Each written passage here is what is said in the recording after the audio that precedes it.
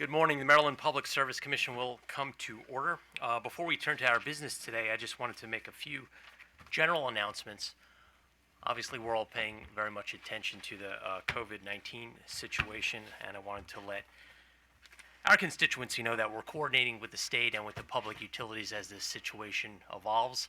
To the extent there's any change in operations or procedure of this commission, which there are none as of yet, we will be sure to promptly notify the public on our website.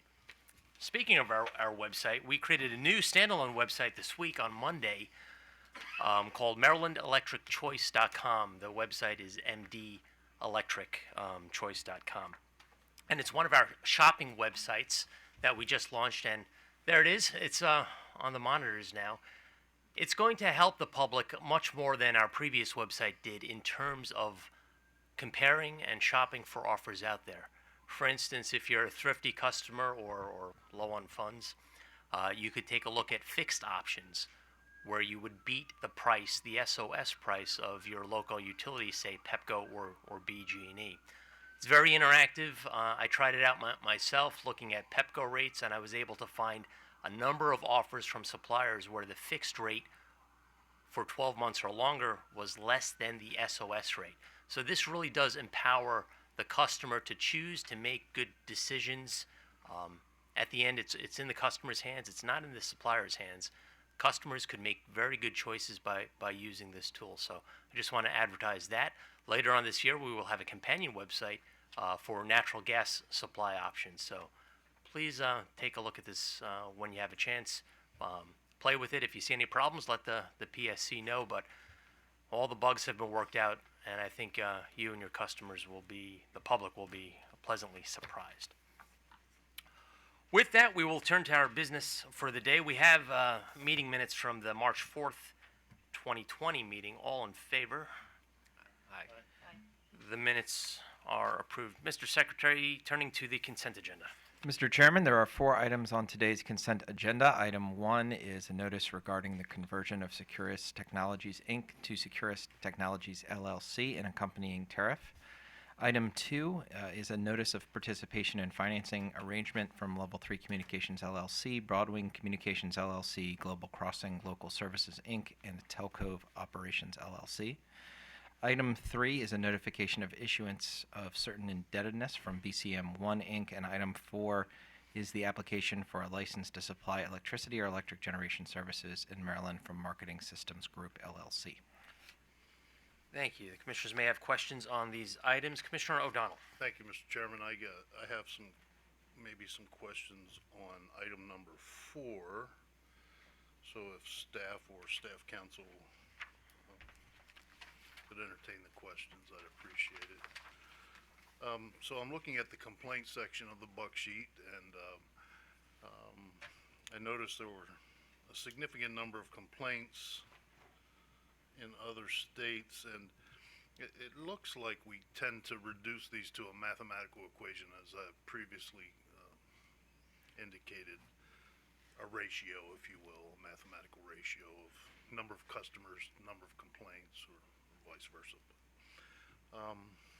But I wondered if we had looked at the substance of these complaints that were lodged. Does staff have any indication of what the substance of these complaints were? Good morning, Chairman and Commissioners. Michael Jang on behalf of staff. So normally when staff contacts the other state commissions regarding any complaints of the company or the company's affiliates, they'll respond in some way. In this case, we did not get a breakdown as to what those complaints were in Massachusetts and Illinois. I suspected as much, Michigan. And I appreciate that, Mr. Jang. My concern here is this. As with the recent case of Smart One Energy, the number of complaints, however not many that number was, maybe it was a large relative to our other suppliers, but was small in the end regarding the ultimate number of customers who were affected. In other words, I think there's probably a well-known philosophy that a few number of complaints may be indicative of a much larger problem. In Smart One Energy's case, it was the tip of the iceberg, simply poking through the surface of the water, but ultimately was affecting some 14,000 plus Marylanders that we found in the end who were enrolled in supplier services who did not, in a manner that did not comply with our regulations or state law. And so we sanctioned that supplier. My concern with these number of complaints is we tend to, maybe as a commission, bend towards reducing it to a mathematical equation instead of looking at the quality of that. And I wonder if you had any comments regarding that. So staff for this recommendation looked at mainly the complaints that are found in Maryland for the Maryland affiliate. And so they have 8 complaints in Maryland. 2 of those were related to slamming issues, but CAD sided with the company for one and the customer for one. And so 3 of the other 6 were related to misrepresentation of information. I believe CAD sided with the company for one of those. So based on that, I don't believe that it reflects Marketing Systems Group very negatively, because the affiliate in Maryland, their complaints aren't, at least it doesn't seem very high or very serious in nature, and MSG itself has 0 complaints in the other states that they have operated in. Fair enough. I'm going to support the recommendation here. I kind of want to have this colloquy to, one, put suppliers on notice that we're looking at this stuff very, very closely, and 2, to kind of remind the entire commission that maybe this is much more in the future, more than a simple mathematical reduction or ratio, but something that we need to look at more closely as others in the legislature and elsewhere are looking at us. Of course. Yeah, thank you. And just for the record, do we have a representative from MSG present? We do not. Other questions? Commissioner Linton. Thank you, Mr. Chairman, and good morning to staff. Just a quick question regarding staff's comments on page 3 regarding the training and marketing materials on the website. It's my understanding that MSG is applying for a license to operate as a broker. So when the staff reviewed the training and marketing materials, would you characterize them as materials that would reflect a company that is offering a service, or one that is looking to offer the service on behalf of another company? So it seemed like it looked like that would be the second one, where they were offering a service on behalf of another company. Okay. All right. You also noted that they were providing service in a number of other states. Would you characterize their operations in other states as similar to a broker operation in Maryland, or would it be more of some other model? It would be similar to a broker. Yeah. Okay. All right. Thank you. Additional questions on any of these consent items? Is there a motion? Yes, Mr. Chairman. For item number 1, I would move we note the conversions of Securus Technologies Incorporated to Securus Technologies LLC, accept the replacement tariff pages for filing, and direct the company to file clean copies of its tariff with an effective date of March 11th, 2020. For item number 2, I move we note the transaction. For item number 3, I move we note the company's participation in its parent company's financing transaction.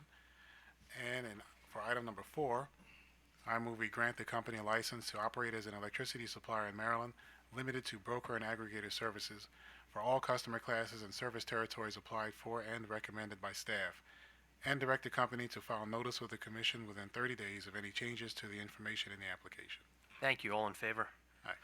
The motions are approved. Mr. Secretary, the administrative agenda, please. Mr. Chairman, item 5 on the administrative agenda is the application of the Potomac Edison Company for authority to issue long-term debt. Thank you. And do we have counsel for the utility present? Mr. McAuliffe. Good morning, Mr. Chairman and Commissioners. Drew McAuliffe on behalf of staff. On December 20th, 2019, Potomac Edison Company requested authorization to issue up to $175 million of debt securities. The company indicates that the proceeds from the sale of any debt will be used, 1, for repayment, refinancing, or redeeming the principal amount of outstanding first mortgage bonds, 2, for the repayment of short-term debt, 3, for capital expenditures, and 4, for general corporate purposes related to the company's utility business. PE has issued all $500 million in debt that it was authorized to do so since its last debt authorization in 2014. Under PUA 6101A2 and 6-102B, a public service company that operates in Maryland may not, without prior commission authorization, issue debt that is payable wholly or partly more than 12 months after the assumption, guarantee, or issuance of any of those items. The information in the application and in PE's responses to questions posed by staff regarding the anticipated use of the funds indicates that the debt issuance satisfies the standards of COMAR and the Public Utilities Law article of the Annotated Code of Maryland. PE has requested a waiver for COMAR 2007-04-02B because of miscommunication between PE and local newspapers, which caused PE's publication of the debt issuance to only appear in newspapers for 1 day rather than the required 1 week. PE has fixed the issue and ran the notice for an entire week at a later date. Staff recommends the Commission grant the application and issue a final order in compliance with COMAR 2007-04-02C, authorizing PE to issue up to $175 million of debt securities. Additionally, staff recommends that the Commission grant PE's requested waiver of COMAR 2007-04-02B for good cause shown. Thank you, Mr. McAuliffe. Counsel for the utility. Good morning, Mr. Chairman and Commissioners. We are available for questions if you have them. Thank you. I'm sorry, your name? Oh, I'm sorry, it's Robin Leone with Saul Ewing, Arnstein and Lear.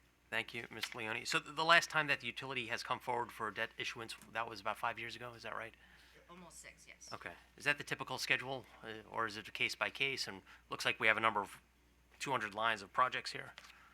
I would defer to Mr. Trout on the history of it. I only go back to the last one. Thank you.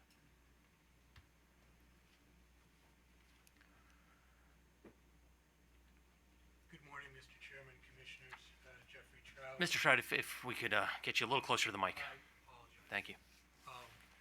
I'm here this morning as the client rather than the counsel, but still the same person. And you had 2 questions. One was about the frequency. It's episodic, case by case. It's a combination of time passing, more capital commitments arising, and market conditions. So it was determined that this was the right time to come in and potentially issue more debt. And how quickly would that debt issuance occur after, if the commission approves? I believe we're aiming for the summer, but again, market conditions between December when we made this filing and now have changed. I don't know whether that changes the schedule at all, but we generally, when we ask for this sort of authority, leave ourselves a wide window so that we can be certain of hitting good market conditions, and we have done so in this instance. And you may not, if the commission approves the request, you may not issue the entire $175 million all at once. Would it be phased in possibly? That is entirely possible, yes. It's one of the things that we ask for the flexibility to do. Okay, Yeah. great. Just general questions, but I appreciate that. Thank you. Additional questions? Thank you. Is there a motion? Yes, Mr. Chairman, I move we grant the company authority to issue up to $175 million of debt securities and grant the company's requested waiver of COMAR 2007-04-02B for good cause shown. Thank you. All in favor? Aye. The motion is approved. Mr. Chairman, item number 6 is the application of Chesapeake Utilities Corporation for authority to establish a regulatory asset. Counsel for Chesapeake. Mr. Valcarengi. Good morning, Mr. Chairman, Commissioners. David Valcarengi on behalf of the staff. Item 6 is a request by Chesapeake Utilities Corporation to establish a regulatory asset to defer costs incurred relate to determination of its defined benefit pension plan. The establishment of a regulatory asset will allow the company to defer current and projected costs incurred to terminate its pension plan, which otherwise would need to be recognized in income currently. The company expects that the closing of its pension plan is expected to be conducted in a two-step process, and it is expected that to cost approximately $5.5 million, of which approximately $700,000 will be allocated to Maryland.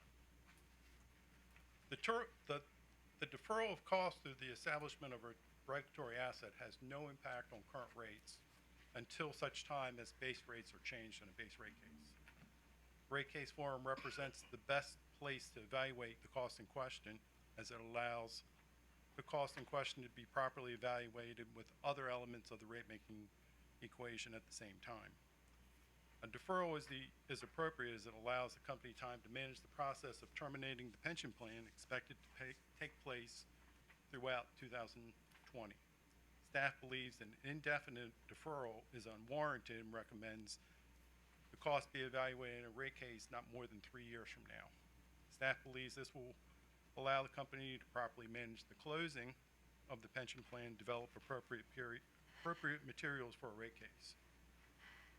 Therefore, staff recommends the commission approve Chesapeake's request to establish a regulatory asset and direct the company to provide appropriate supporting materials in the rate case regarding the decisions and cost to terminate its pension plan.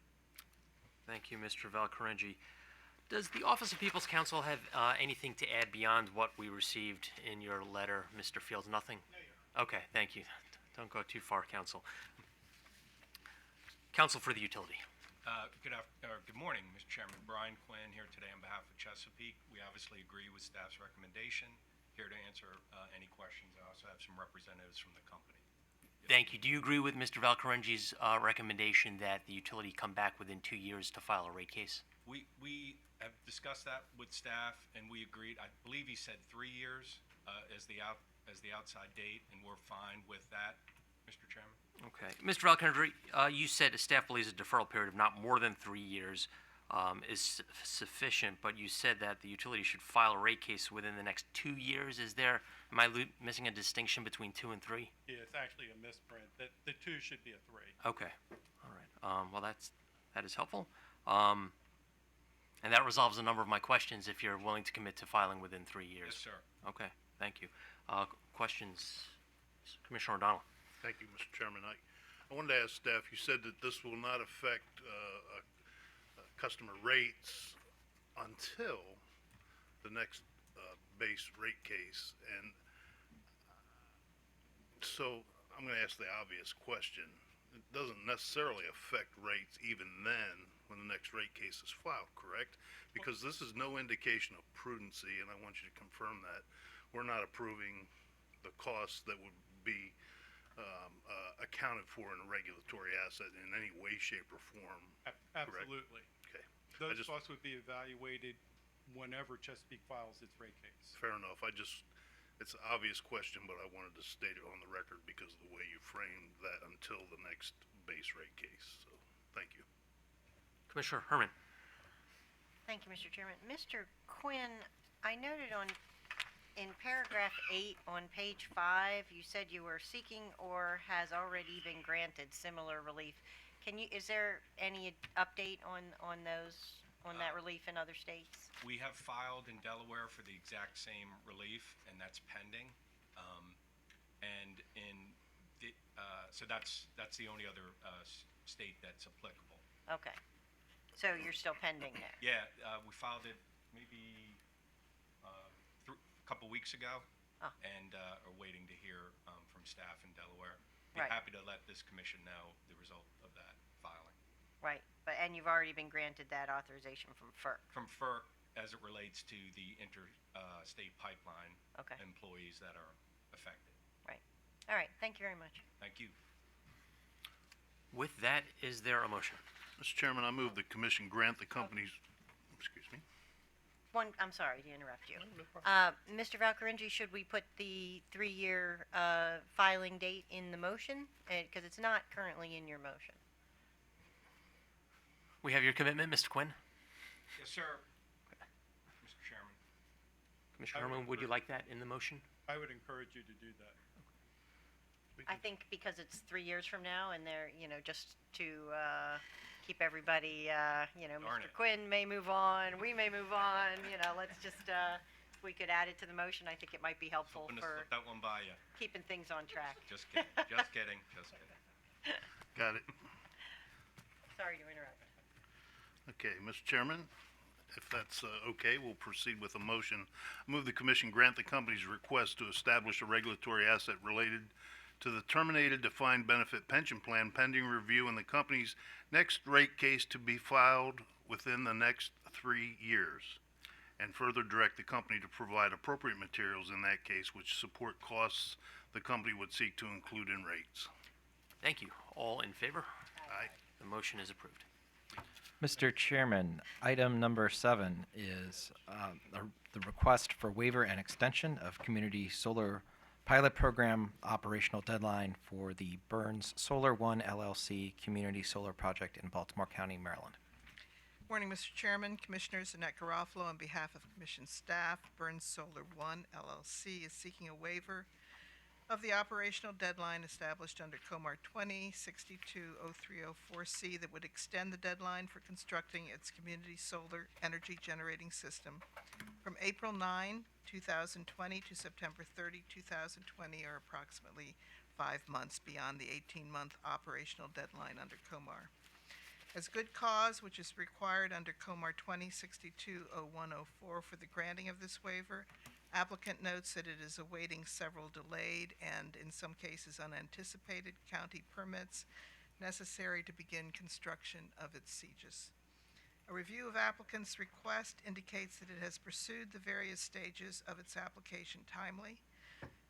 This is applicant's first request for a waiver, and it seems likely that this additional time would be required to complete its facility and that no additional time beyond this extension will be required.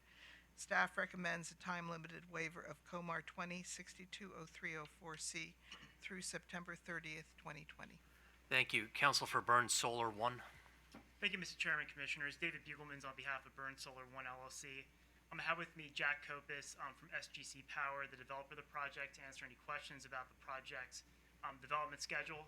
Keep my comments very short. We obviously agree with staff's recommendation to extend the operational deadline to September 30th, 2020. It's a 30% LMI project, and we're excited to bring it online.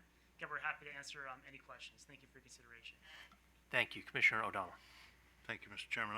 I wanted to ask about the nature of processing permitting requests in the jurisdiction at hand here, Baltimore County. How is that going with these developments? My understanding is it's going very well. As we indicated in our request, there were a couple permits that were outstanding related to stormwater and erosion and sediment control. My understanding is that those permits are now in hand, and they're sort of finishing up final steps and are expecting to mobilize in April. So things are moving along with this project, Your Honor. I appreciate that. I know there was some press accounts of maybe some hostility towards some of these developments in certain jurisdictions, this being one of them, and I was just wondering if they were the permitting of the processing of the permits were dilatory or were moving along at pace. So I appreciate hearing that they seem to be moving along at pace. Additional questions? Is there a motion? Yes, Mr. Chairman, for item number 7, I move we grant Burns Solar One LLC a time-limited waiver of Comar 20.62.03.04C through September 30, 2020. Thank you. All in favor? Aye. The motion is approved with no additional business. This meeting is adjourned.